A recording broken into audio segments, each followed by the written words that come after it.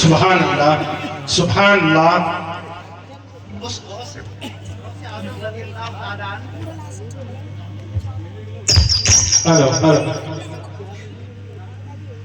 غوث اعظم رضی اللہ تعالیٰ عنہ کے ذکر کے لیے ہم جمع ہوئے ہیں اور ساتھ میں ان کے صاحبزادے کی زیارت بھی ہو رہی ہے. ہماری خوش نصیبی کی بات ہے. بے شک. درود پاک پڑھیں. اللہم صلی علی سیدنا مولانا محمد بارک وسلم صلاۃ و سلام علیک یا حبیبی یا رسول اللہ صلی اللہ تعالی علیہ وسلم. محترم سامعین، ایک مرتبہ اور درود پاک پڑھیں. اللہم صلی علی سیدنا مولانا محمد بارک وسلم صلاۃ و سلام علیک یا حبیبی یا رسول اللہ.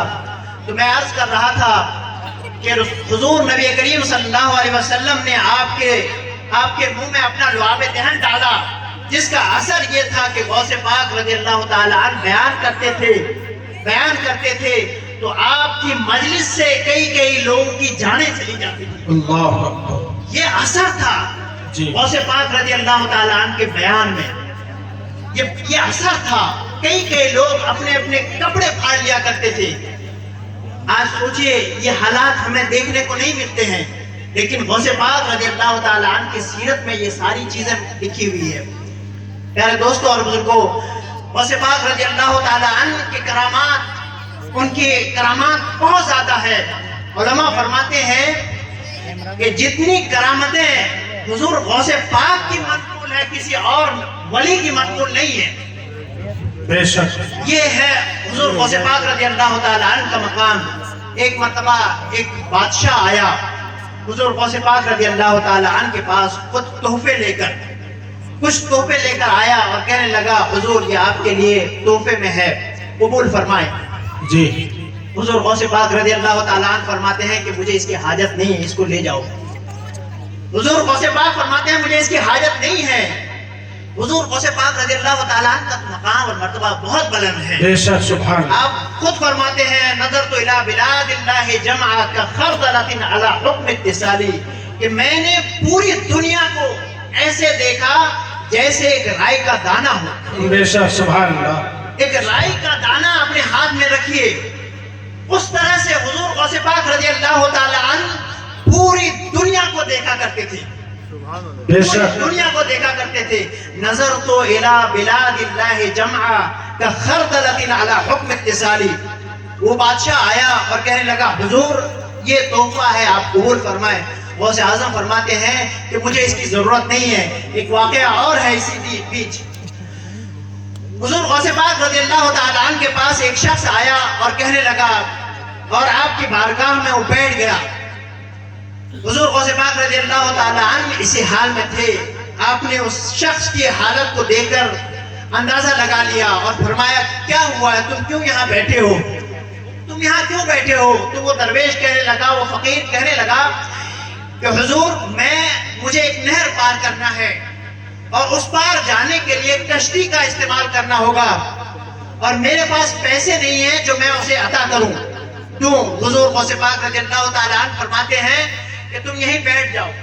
ابھی اسی درمیان حضور غوث پاک رضی اللہ تعالیٰ عنہ بیٹھے ہوئے تھے کہ آپ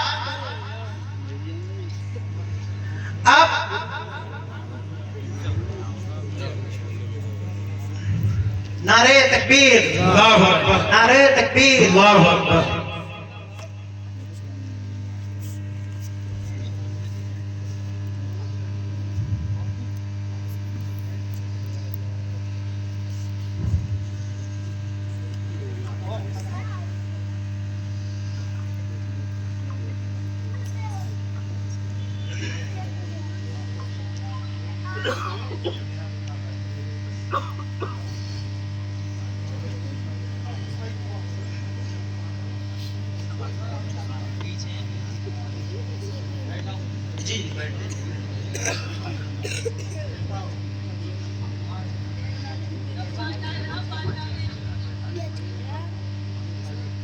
جی بیٹھ جائے، تشریف رکھیے. جی بہت پرسکون ماحول ہے اور اسی پرسکون ماحول کے ساتھ حضور غوث پاک رضی اللہ تعالیٰ عنہ کا تذکرہ سماعت فرمائیں. حضور غوث پاک رضی اللہ تعالیٰ عنہ کے پاس ایک شخص آیا اور کہنے لگا کہ حضور مجھے اس پار جانا ہے، دریا سمندر کے اس پار جانا ہے اور کشتی کا مجھے استعمال کرنا ہوگا. جو اس کا ملاح ہے وہ مجھ سے پیسے مانگتا ہے، حالانکہ میرے پاس کچھ نہیں ہے. حضور غوث پاک رضی اللہ تعالیٰ عنہ فرماتے ہیں کہ تم وہیں بیٹھ جاؤ، وہیں بیٹھ جاؤ. ایک شخص اسی درمیان 30 دینار لے کر آیا. حضور غوث پاک رضی اللہ تعالیٰ عنہ نے وہ پورا اٹھایا اور اس شخص کو دے دیا. سبحان بے نیازی ہے حضور غوث پاک رضی اللہ تعالیٰ عنہ کی کہ آپ کو کسی کی دولت کی ضرورت نہیں ہے، کسی کی دولت کی ضرورت نہیں ہے. تو وہ بادشاہ آیا حضور غوث پاک رضی اللہ تعالیٰ عنہ کے پاس اور کہنے لگا کہ حضور یہ آپ کے لیے تحفے میں پیش ہے، اسے قبول فرمائے. حضور غوث پاک فرماتے ہیں مجھے اس کی حاجت نہیں ہے، اسے لے جاؤ.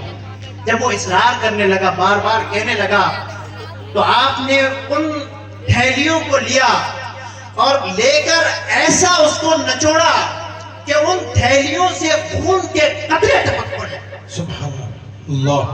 ان تھیلیوں سے خون کے قطرے ٹپک پڑے. بادشاہ حیرت میں تھا کہ ہو کیا رہا ہے، ہو کیا رہا ہے. میرے دوستوں اور بزرگوں توجہ چاہوں گا. حضور غوث پاک رضی اللہ تعالیٰ عنہ ان تھیلیوں کو لے کر ایسا نچوڑتے ہیں اس سے خون ٹپک پڑتا ہے. آپ سوچ سکتے ہیں اس بات کو کہ آپ کے پاس پیسے ہو، دولت ہو، سونا چاندی ہو اور اس کو نچوڑا جائے اور اس سے خون ٹپک پڑے. ایسا آپ سوچ سکتے ہیں؟ نہیں، ایسا نہیں ہوتا ہے. لیکن حضور غوث پاک رضی اللہ تعالیٰ عنہ کا مقام اور مرتبہ اتنا بلند تھا، اتنا بلند تھا کہ آپ جان جاتے تھے کہ یہ مال حلال ہے کہ حرام ہے، یہ مال حلال ہے کہ حرام ہے. آپ رضی اللہ تعالیٰ عنہ اس کو جان جاتے تھے، پہچان جاتے تھے. غوث پاک رضی اللہ تعالیٰ عنہ فرماتے ہیں، توجہ چاہوں گا تمام لوگوں کی. حضور غوث پاک فرماتے ہیں کہ اگر مجھے تیری نسبت کا خیال نہ ہوتا، تیری نسبت کا خیال نہ ہوتا تو میں اس کو اتنا نچوڑتا کہ اس کے خون تمہارے دروازے تک پہنچ جاتا. اللہ سبحان اللہ اللہ. اکبر. اللہ. پیارے دوستوں اور بزرگوں، پھر غوث پاک فرماتے ہیں کہ اے مستنجد باللہ، کیا تم اللہ سے نہیں ڈرتے ہو؟ اللہ کا خوف نہیں رکھتے ہو اپنے دل میں؟ لوگوں پر ظلم کرتے ہو اور وہ مال مجھے تحفے میں دینے کے لیے لاتے ہو. تم اللہ سے نہیں ڈرتے ہو؟ حضور غوث پاک رضی اللہ تعالیٰ عنہ نے ان کو ایسے سمجھایا. آج بھی وہی حالات ہے میرے دوستوں اور بزرگوں. سوچئے اگر غوث پاک رضی اللہ تعالیٰ عنہ، آج بھی وہی حالات ہے کہ آج اللہ رب العزت نے ہمیں جو رزق حلال دیا ہے اس کے باوجود ہم چاہتے ہیں کہ کسی پر ظلم ہو تو ہو، لیکن ہماری دولت بڑھنی چاہیے، ہماری دولت میں اضافہ ہونا چاہیے اور اس میں حلال طریقے سے کمائیں یا حرام طریقے سے کمائیں، ہمیں اس کا اندازہ نہیں ہوتا ہے. اور اگر غوث پاک ہوتے تو ان مال اور دولت کو ایسا نچوڑتے کہ اس سے خون ٹپک پڑتا. آج دیکھ لیجئے معاشرے میں چاہے بہت سے لوگ، بہت سے مسلمان بھی پولیس ڈپارٹمنٹ میں ہوتے ہیں، دوسرے ڈپارٹمنٹ میں ہوتے ہیں، سرکار ان کو تنخواہ دیتی ہے لیکن ان تنخواہ پہ ان کا گزارا نہیں ہوتا، پیٹ نہیں بھرتا ہے. ان کو اور رشوت چاہیے، ان کو اور رشوت چاہیے. پیارے دوستوں اور بزرگوں، ہم مسلمان ہیں، ہمارا یہ یقین ہے کہ ہمارا ایک ایک عمل اللہ رب العزت کے بارگاہ میں ریکارڈ ہو رہا ہے. بے شک سبحان اللہ رب العزت اسے ریکارڈ فرماتا ہے، فرشتے ریکارڈ کرتے ہیں. تو ہمیں اس کا جواب دینا ہوگا کہ کل قیامت کے دن آج اگر کسی ادھیکاری یا کوئی شخص ہمیں دیکھے یا نہ دیکھے، لیکن اللہ رب العزت تو دیکھتا ہے، بے شک صحیح حقیقت. فرشتے لکھتے ہیں تو وہ ریکارڈ تو موجود ہے. تو ہمیں ایک ایک چیز کا حساب دینا ہوگا اللہ کی بارگاہ میں. اسی لیے پیارے دوستوں اور بزرگوں، ہم اللہ کے ماننے والے ہیں، اللہ کی وحدانیت کو مانتے ہیں، مسلمان ہیں، غوث کو ماننے والے ہیں، رضا کو ماننے والے ہیں، خواجہ کو ماننے والے ہیں. بے شک سبحان. اور اسی کے ساتھ ساتھ ہم ایک اچھے انسان بھی ہیں. بے یہ شک ہمیں ثابت کرنا ہوگا کہ اگر ہم کسی جگہ نوکری کرتے ہیں تو اس نوکری میں جو جائز اور حلال تنخواہ ہے وہ ہمارے پاس ہونی چاہیے، ناجائز اور حرام نہیں ہونے چاہیے. بے شک. غوث پاک رضی اللہ تعالیٰ عنہ نے اس بادشاہ کی اس دولت کو نچوڑا کہ جس سے خون کے قطرے ٹپک پڑے. اللہ. پیارے دوستوں اور بزرگوں، غوث پاک رضی اللہ تعالیٰ عنہ کا مقام اور مرتبہ بہت بلند ہے، بے شک. بہت بلند ہے.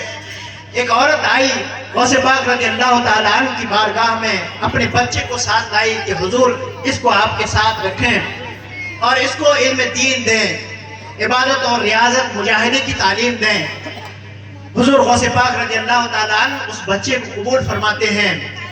کچھ دنوں کے بعد پھر وہ عورت دوبارہ واپس آتی ہے غوث پاک رضی اللہ تعالیٰ عنہ کے پاس، تو کیا دیکھتی ہے کہ ان کا بچہ بہت دبلا ہو گیا ہے، وہ سوکھی سوکھی روٹیاں کھا رہا ہے، اور غوث پاک رضی اللہ تعالیٰ عنہ اچھے اچھے کھانا کھا رہے ہیں، اچھے اچھے کھانا کھا رہے ہیں۔ تو وہ عورت کہنے لگی یا حضور آپ تو بہت اچھے اچھے کھانا کھاتے ہیں، اور ہمارے بچے کا معاملہ یہ ہے کہ یہ سوکھی سوکھی روٹیاں کھاتا ہے، جس کی وجہ سے اس کی طبیعت ڈاؤن ہو گئی ہے۔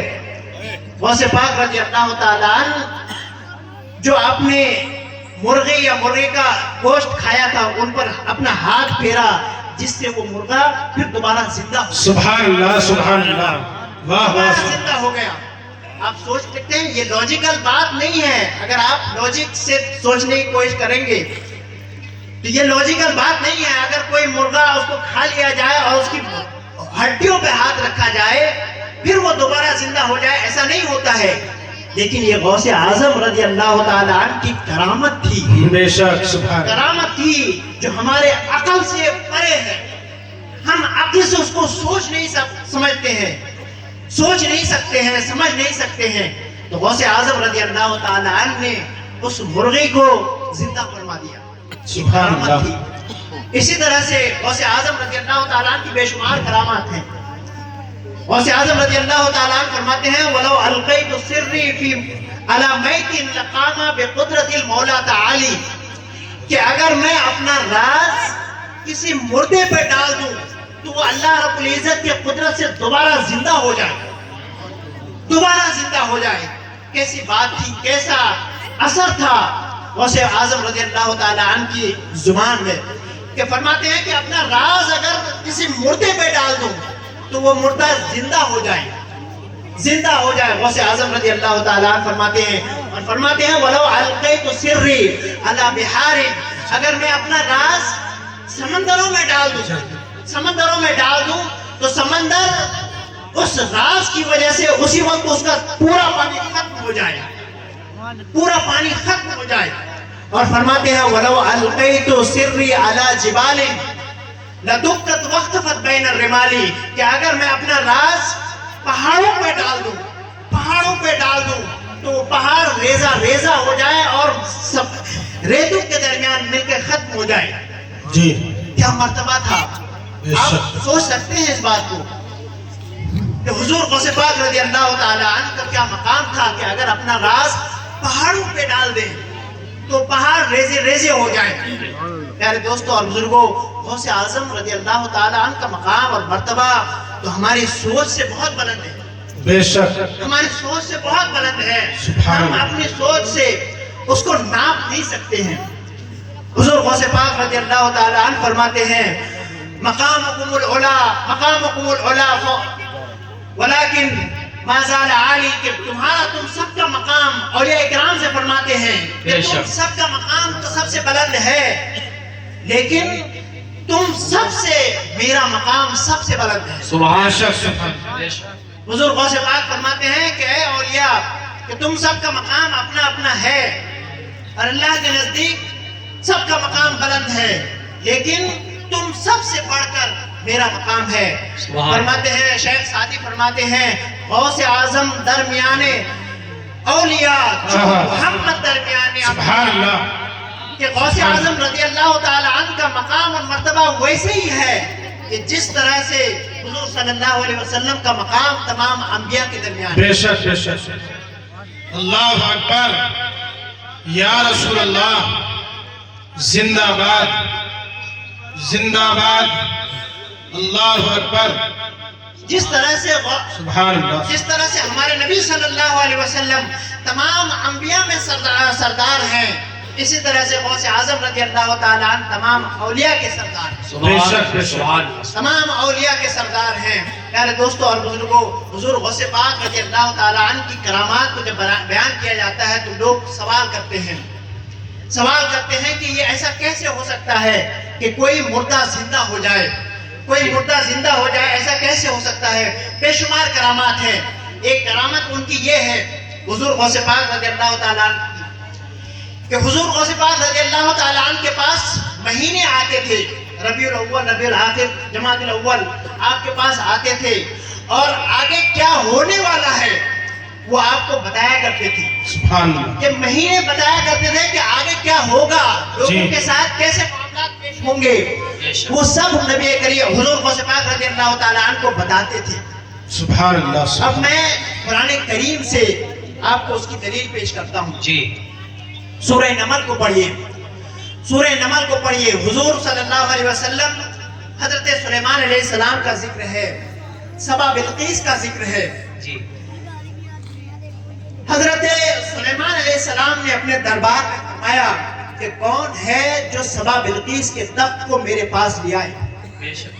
قرآن کریم میں ہے، اللہ رب العزت ارشاد فرماتا ہے قال عفریت من الجن انا آتیک بہ قبل ان تقوم من مقامک، کہ میں اس تخت کو آپ کے پاس لے آؤں گا آپ کی مجلس برخاست ہونے سے پہلے پہلے، آپ کی مجلس ختم ہوگی اس سے پہلے پہلے میں اس تخت کو لے آؤں گا۔ بے شک، کون بے تھا؟ شک۔ وہ ایک جن تھا۔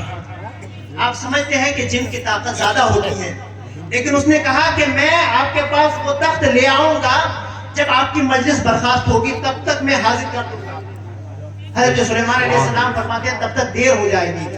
پھر ایک امتی کھڑا ہوا حضرت سلیمان علیہ السلام کا، جن کا نام تھا آصف بن برخیہ۔ وہ کہتے ہیں انا آتیک بہ قال الذی عنده علم من الکتاب انا آتیک بہ قبل ان یرتد الیک طرفک۔ اے سلیمان علیہ السلام، میں وہ تخت لے آؤں گا آپ کے پاس آپ کی آنکھ جھپکنے سے پہلے۔ سبحان اللہ۔ سبا بلقیس کہاں تھی؟ یہ یمن کی ملکہ تھی، یمن کی ملکہ تھی، اور حضرت سلیمان علیہ السلام فلسطین میں تھے۔ جی ہزاروں کلومیٹر کا فاصلہ ہے۔ یہ واقعہ قرآن کریم میں موجود ہے، بے شک۔ ہم اس کا انکار نہیں کر سکتے ہیں، کوئی مسلمان انکار نہیں کر سکتا ہے۔ جی بے شک۔ تو سبا بلقیس یمن کی ملکہ تھی، اور اللہ کے سلیمان علیہ السلام کے امتی کہتے ہیں کہ میں ان کے تخت کو لے آؤں گا آپ کے آنکھ جھپکنے سے پہلے پہلے۔ ممکن ہے؟ یہ ممکن نہیں ہے، ظاہری طور پر ممکن نہیں ہے، لیکن کہا کس نے تھا؟ اس نے کہا تھا قال الذی عنده علم من الکتاب، کہ جس کے پاس کتاب کا علم تھا۔ اللہ کے ولی تھے آصف بن برخیہ، بے شک۔ سبحان اللہ کے ولی تھے، اور اللہ رب العزت اپنے اولیاء کو وہ طاقت و قوت عطا فرماتا ہے بے شک۔ کہ جن سے وہ کام وجود میں آتے ہیں جو ہمارے عقلوں میں نہیں آتے۔ بے شک بے شک۔ سبحان۔ ہم اس کو سوچ نہیں سمجھتے ہیں، سمجھ نہیں سکتے ہیں، سوچ نہیں سکتے ہیں کہ یمن سے فلسطین وہ تخت کیسے آ سکتا ہے۔ اس قرآن کریم ہی میں ہے، قرآن کریم میں ہے کہ حضرت سلیمان علیہ السلام کے آنکھ جھپکنے سے پہلے پہلے وہ تخت حاضر کر دیا گیا تھا۔ سبحان اللہ۔ سبحان۔ وہ تخت حاضر کر دیا گیا تھا۔ اب آپ سوچئے کہ حضرت سلیمان علیہ السلام خود کیوں نہیں لائے؟ جی وہ تو نبی تھے، آصف بن برخیہ ان کے امتی تھے، جی وہ اللہ کے ولی تھے۔ حضرت سلیمان علیہ السلام نے خود کیوں نہیں پیش کیا، کیوں نہیں لائے؟ تاکہ لوگوں کو بتانا تھا کہ اللہ کے کچھ اولیاء ایسے ہوتے ہیں کہ اللہ رب العزت انہیں بے شمار طاقت عطا فرماتا سبحان ہے، اللہ۔ سبحان اللہ۔ بے شمار طاقت عطا فرماتا ہے۔ اس واقعے کو کوئی انکار نہیں کر سکتا، بے شک۔ کوئی اس کا رد نہیں کر سکتا، اس لیے کہ قرآن کریم میں موجود ہے۔ جی اب بے دوسری شک۔ بات یہ سنیے کہ حضرت سلیمان علیہ السلام اللہ کے نبی تھے، اور ہمارے نبی صلی اللہ علیہ وسلم سید المرسلین ہیں۔ بے شک بے شک۔ تمام رسولوں میں، تمام انبیاء میں سب سے بلند و بالا ہیں۔ بے شک۔ سبحان اللہ۔ جس طرح سے حضور نبی کریم صلی اللہ علیہ وسلم تمام انبیاء میں افضل ہیں، اسی طرح سے حضور صلی اللہ علیہ وسلم کی امتی تمام امتیوں میں افضل و اعلیٰ ہیں۔ بے شک۔ سبحان۔ اور یہاں تو غوث اعظم کی بات ہو رہی ہے، غوث اعظم کی بات ہو رہی ہے کہ جن کو اللہ رب العزت نے بچپن ہی سے ولی بنایا تھا، بے شک۔ سبحان۔ کہ جو جب مکتب جایا کرتے تھے تب فرشتے کہتے تھے کہ اللہ کے ولی آ رہے ہیں، ان کے لیے جگہ خالی کر دو. سبحان اللہ سبحان اللہ کے ولی آ رہے ہیں، ان کے لیے جگہ خالی کر دو. جو جب بچپن ہی میں تھے تو آپ اللہ کے لیے روزے رکھا کرتے تھے. پیارے دوستوں اور بزرگوں، حضور غوث پاک رضی اللہ تعالی عنہ کا مقام اور مرتبہ آپ خود فرماتے ہیں وَلَوْ أَلْقَيْتُ سِرِّي فِي بِحَارٍ لَدُقَّتْ وَاخْتَفَتْ بَيْنَ الرِّمَالِ. اور آپ فرماتے ہیں نَظَرْتُ إِلَى بِلَادِ اللَّهِ جَمْعًا كَخَرْدَلَةٍ عَلَى حُكْمِ اتصالی. یہ سارے اشعار ہیں حضور غوث پاک رضی اللہ تعالی عنہ کے.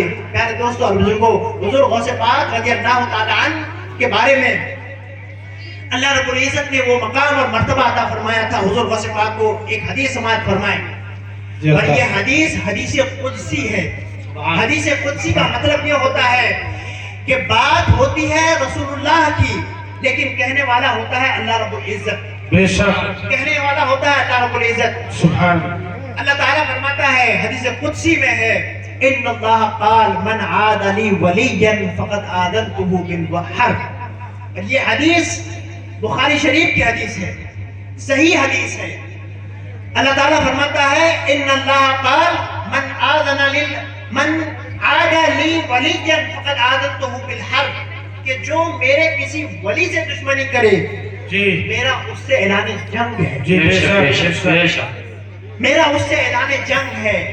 یہ ہم سب کی خوش نصیبی ہے، ہم کسی ولی سے لڑتے نہیں، ہم محبت کرتے ہیں. سبحان سبحان ہم غوث کو ماننے والے ہیں، ہم خواجہ کو ماننے والے ہیں، ہم صابر پاک کو ماننے والے ہیں، ہم ابو الحسین احمد نوری کو ماننے والے ہیں. میرے دوستوں اور بزرگوں، یہ ہماری خوش نصیبی ہے کہ ہم اہل سنت و جماعت کا عقیدہ رکھتے ہیں، بے شک کہ ہم اللہ کے ولیوں کو مانتے ہیں، ان کی عزت و احترام کرتے ہیں. بے شک اللہ تعالیٰ فرماتا ہے ان اللہ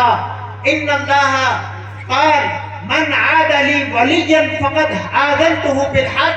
جو کسی اللہ کے ولی سے دشمنی کرے میرا اس سے اعلان جنگ ہے. بے شک اور آگے سنیے اللہ رب العزت ارشاد فرماتا ہے ما تقرب الی عبدی بشیء احب الی مما افترضت الیہ.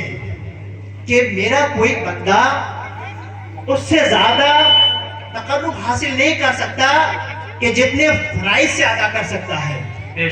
فرائض سے یعنی اللہ رب العزت سے تقرب حاصل کرنا ہو تو سب سے بہترین طریقہ وہ ہے کہ فرائض کو ادا کریں. جی فرائض کو ادا کریں. بے شک. پیارے دوستوں اور بزرگوں، اللہ رب العزت نے فرمایا، اس کو دوبارہ سمجھیں. آج ہم اہل سنت و جماعت کا یہ طریقہ بن گیا ہے کہ جو چیزیں فرض ہیں اس کو ہم چھوڑے ہوئے ہیں. جی جو چیزیں فرض ہیں ان کو ہم چھوڑے ہوئے ہیں، اور نوافل میں مستحبات میں ہم اس کے پیچھے دوڑے جا رہے ہیں. یاد رکھیے کوئی اللہ رب العزت کی بارگاہ میں آپ سے یہ نہیں پوچھا جائے گا کہ آپ محفل سجاتے تھے کہ نہیں. جی یہ نہیں پوچھا جائے گا. آپ سے یہ نہیں پوچھا جائے گا کہ آپ اللہ کی راہ میں دوسری قربانیاں دیتے تھے کہ نہیں. یہ نہیں پوچھا جائے گا آپ سے، لیکن یہ پوچھا جائے گا کہ اللہ رب العزت نے جو فرض نمازیں کی ہے وہ ادا کرتے تھے کہ نہیں. جی آپ علماء کو نذرانے دیتے تھے یا نہیں، یہ نہیں پوچھا جائے گا. لیکن یہ پوچھا جائے گا کہ آپ جس دن محفل سجائے ہوئے تھے اس دن کی فجر کی نماز آپ نے ادا کی تھی یا نہیں. بے شک صحیح بات. آج ہم لوگ یہاں جمع ہے. پیارے دوستوں اور بزرگوں، اللہ نے فرمایا، اللہ رب العزت نے فرمایا ما تقرب الی عبدی بشیء احب الی مما افترضت علیہ. کہ سب سے بہترین طریقہ اللہ رب العزت سے تقرب حاصل کرنے کا وہ فرائض ہے. اور فرائض کتنے ہیں؟ ہمارا دین بہت آسان ہے، ہمارا مذہب بہت آسان ہے. اللہ رب العزت نے ہم پر 5 وقت نماز فرض کیے ہیں، اور پورے سال میں 11 مہینے آرام سے کھاتے پیتے رہو، لیکن 1 مہینہ صرف روزے رکھو، یہ فرض ہے.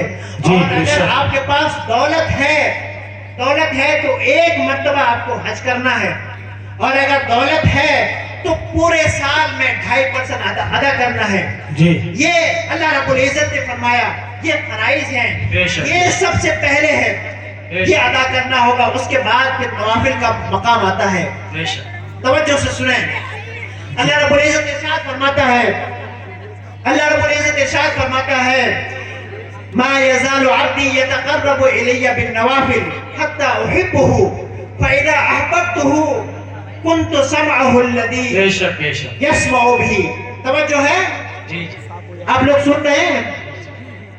اللہ تعالیٰ فرماتا ہے کہ میرا بندہ مجھ سے تقرب حاصل کرتا ہے نوافل کے ذریعے۔ یہ حدیث بہت اہم ہے، بہت اہم ہے، بے شک بے شک خاص کر اولیاء کرام کے کرامات اور ان کے تصرف کو سمجھنے کے لیے یہ حدیث بہت اہم ہے۔ بخاری شریف کی حدیث ہے، اللہ رب العزت سے تقرب حاصل کرنے یعنی اللہ رب العزت سے قریب ہونے کے لیے سبحان اللہ سب سے آسان طریقہ یہ ہے کہ فرائض کو ادا کریں۔ سب سے پہلے فرائض کو ادا کریں۔ اللہ رب العزت نے سب سے پہلے فرائض کا مقام بیان فرمایا، اس کے بعد اللہ رب العزت ارشاد فرماتا ہے ما یزال عبدی یتقرب الی بالنوافل حتی احبہ، کہ میرا بندہ نوافل کے ذریعے سے مجھ سے قریب ہونا چاہتا ہے، بے شک قریب ہوتا ہے، حتی احبہ، یہاں تک کہ میں اس سے محبت کرنے لگتا ہوں۔ سبحان اللہ اللہ رب العزت محبت کرتا ہے اس شخص سے جو نوافل ادا کرتا ہے۔ یہاں ایک بات میں اور عرض کر دوں، چونکہ یہ غوث اعظم رضی اللہ تعالیٰ عنہ کی محفل ہے، تو حضور غوث پاک رضی اللہ تعالیٰ عنہ کی جو تقریریں ہیں وہ بھی ریکارڈڈ ہے۔ ایک کتاب ہے فتوح الغیب، جی فتوح الغیب کتاب کا نام ہے، اس میں حضور غوث پاک رضی اللہ تعالیٰ عنہ کی تقریریں ہیں۔ جی حضور غوث پاک رضی اللہ تعالیٰ عنہ فرماتے ہیں ينبغي للمؤمن ان يشتغل بالفرائض، کہ ایک مسلمان کے لیے چاہیے، یہ کس نے فرمایا؟ غوث اعظم نے، غوث اعظم کے الفاظ ہیں، فرماتے ہیں کہ ایک مسلمان پر ضروری ہے کہ وہ سب سے پہلے فرائض کو ادا کرے۔ بے شک سبحان اگر فرائض کو ادا نہیں کرتا ہے اور اس سے پہلے وہ نوافل ادا کرنا چاہتا ہے، مستحبات ادا کرنا چاہتا ہے، تو غوث پاک فرماتے ہیں کہ اس کے نوافل اور اس کے مستحبات قبول نہیں ہوتے۔ بے شک بے شک حقیقت یہ غوث پاک نے فرمایا، فتوح الغیب میں ہے۔ حضور غوث پاک فرماتے ہیں کہ جو فرائض کو چھوڑ دے، جی اصل کام کو چھوڑ دے اور ثانوی کاموں کو پہ لگا رہے، تو اصل کام قابل قبول نہیں ہے۔ مثال کے طور پر آپ کوئی گھر بناتے ہیں، اندر سے تو بہت گھاس پھوس کا بنا دیں، لیکن اوپر سے بہت اچھا کلر کر دیں، کتنے دنوں ٹک سکتا ہے؟ وہ جلدی ختم ہو جائے گا۔ جی جی اگر آپ نماز ادا نہ کریں اور حضور صلی اللہ علیہ وسلم کی بارگاہ میں کہیں، حضور کے لیے کہیں ہم عشق کرتے ہیں، محبت کرتے ہیں، تو یہ آپ کا خالی دعویٰ ہے میرے بے دوست۔ شک بے شک صحیح بات ہے یہ خالی دعویٰ ہے۔ دعویٰ آپ کی قابل قبول اس وقت ہے جب آپ یہ بھی کہیں کہ ہم عاشق رسول ہیں، اور ساتھ ساتھ نبی کریم صلی اللہ علیہ وسلم نے جو حکم دیا ہے وہ حکم بھی تسلیم کریں، تب آپ کا دعویٰ قابل قبول ہوگا۔ بے شک اللہ کے حبیب صلی اللہ علیہ وسلم نے فرمایا جعلت قرۃ عینی فی الصلاۃ، یہ نماز میں میری آنکھوں کی ٹھنڈک رہتی ہے۔ بے شک سبحان اللہ سبحان اگر ہم کہتے ہیں کہ ہم رسول سے محبت کرتے ہیں اور وہ ہمارے دین کا حصہ ہے، حضور صلی اللہ علیہ وسلم سے محبت کرنا ہمارے ایمان کا حصہ ہے، اس کے بغیر ہمارا دین قابل قبول نہیں بے ہے۔ شک جی لیکن اس کے ساتھ ساتھ حضور صلی اللہ علیہ وسلم نے جو فرمایا اس پر عمل کرنا بھی بہت ضروری ہے۔ اللہ رب العزت نے قرآن کریم میں ارشاد فرمایا ما آتاکم الرسول فخذوہ وما نہاکم عنہ فانتہوا، کہ رسول تمہیں جو دے، جو عطا کرے، اس کو قبول کرو، اس کو لے لو، اس پر عمل کرو، اور جس چیز سے منع کرے اس سے باز آ جاؤ۔ بے شک سبحان جس چیز سے باز روک دیں اس سے باز آ جاؤ۔ حضور صلی اللہ علیہ وسلم نے اگر فرمایا ہے کہ اے میری امتیوں جھوٹ مت بولو، جھوٹ جہنم کی طرف لے جاتا ہے، تو ہمیں بھی چاہیے کہ ہم جھوٹ نہ بولیں۔ جی صحیح تو ہمیں بھی چاہیے کہ ہم جھوٹ نہ بولیں۔ حضور صلی اللہ علیہ وسلم نے فرمایا ہے کہ اے لوگو سچ بولو، سچ جنت کی طرف لے جاتا ہے۔ بے شک تو ہمیں بھی چاہیے کہ ہم سچ بولیں۔ غوث اعظم رضی اللہ تعالیٰ عنہ کے واقعات کو آپ سنتے رہتے ہیں، کس طرح سے آپ سچ بولا کرتے تھے۔ تو حدیث پاک میں اللہ رب العزت نے ارشاد فرمایا یتقرب الی بالنوافل کہ میرا بندہ مجھ سے تقرب حاصل کرتا ہے نوافل کے ذریعے سے. بے شک فرائض ادا کرنے کے بعد وہ نوافل ادا کرتا ہے جی اور نوافل ادا کرتا ہے, اتنے نوافل ادا کرتا ہے فَأُحِبُّهُ میں اس سے محبت کرتا ہوں. اللہ رب العزت فرماتا ہے کہ میں اس سے محبت کرتا ہوں. فَإِذَا أَحْبَبْتُهُ كُنْتُ سَمْعَهُ الَّذِي يَسْمَعُ بِهِ.